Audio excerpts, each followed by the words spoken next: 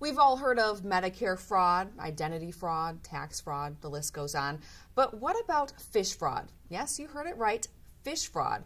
This type of deception cheats consumers, and it can also pose a health risk to some.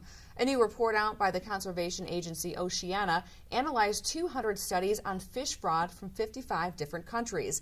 It detected fish fraud in every investigation but one. Oceana found that average fish fraud rate in the U.S. is 28%. In cases where a different fish was substituted for another, more than half the samples were a species that posed a health risk to consumers. 65% of the study showed clear evidence that there was an economic motivation for mislabeling seafood.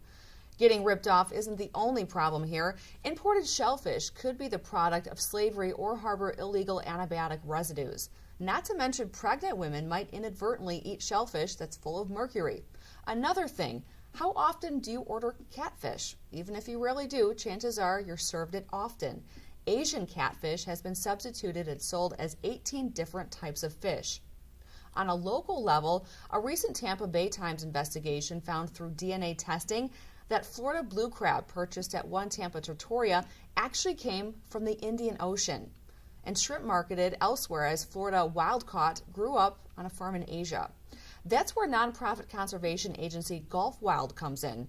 By affixing a data tag onto the gill of each fish, Gulf Wild captains provide consumers with the details about the location of the catch, which boat pulled it in, and even the quality of the water it swam in.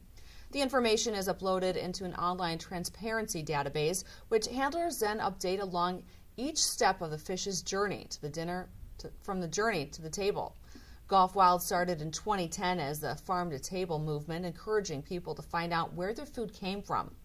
Last year, Gulf Wild boats pulled in more red snapper and grouper than any other operation, nearly a third of the U.S. quota for each, meaning consumers are also served a helping of confidence.